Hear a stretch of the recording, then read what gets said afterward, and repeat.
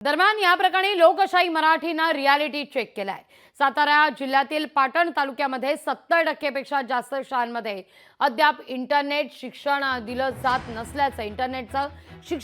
जात नसल्याचं उघड झालेलं आहे। मानाई नगर, नवाज, डिचोली यासारख्या दुर्गम परिसरातील जिल्हा परिषदेच्या शाळांमधून आढावा घेतलाय आपले प्रतिनिधी शशिकांत सूर्यवंशी यांनी। राज्यामधल्या 53% शाळेमध्ये इंटरनेटची सुविधा आहे, मात्र सातारा जिल्ह्यातल्या दुर्गम परिसर समजल्या जाणाऱ्या पाटण तालुक्यातील मानाई नगरमध्ये सध्या काय परिस्थिती शाळेमध्ये आहे, इंटरनेट या ठिकाणी पोहोचलेलं आहे का, या सगळ्या गोष्टीचा आढावा घेण्यासाठी थेट आपण मानाई नगरच्या या प्राथमिक शाळेमध्ये आलेलो आहे।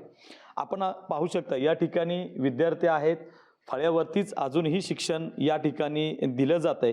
खरं तर या ठिकाणी कम्प्युटरची सुविधा आहे, मात्र या ठिकाणी नेटवर्कचा प्रॉब्लेम असल्यामुळे या ठिकाणच्या विद्यार्थ्यांना इंटरनेटचं शिक्षण घेता येत नाही आहे। पाटण तालुक्यामधली साधारण 75% परिसर हा अतिशय दुर्गम परिसर आहे आणि या ठिकाणच्या शाळांमध्ये ही अवस्था जी आहे ती अशीच आहे। त्यामुळं ही परिस्थिती बदलायची असेल तर ग्रामीण भागातल्या दुर्गम परिसरामध्ये इंटरनेटची सोय करणं आणि त्या ठिकाणच्या विद्यार्थ्यांना इंटरनेटचं शिक्षण देणं ही सध्या काळाची गरज आहे। जगभरातलं ज्ञान आहे ते विद्यार्थ्यांना इंटरनेटच्या माध्यमातून सर्वांसाठी हे काही क्लिकवरती आपल्याला पाहायला मिळतं। मात्र अशाही काही परिस्थिती म्हणजे शाळा आहेत ज्या ठिकाणी इंटरनेटचा आणि विद्यार्थ्यांचा अद्यापही संबंध आलेला नाही।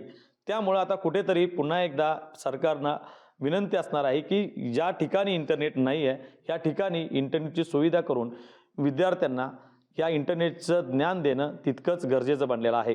कॅमेरामॅन संकेत मी शशिकांत सूर्यवंशी, लोकशाही मराठी, मानाईनगर, सातारा।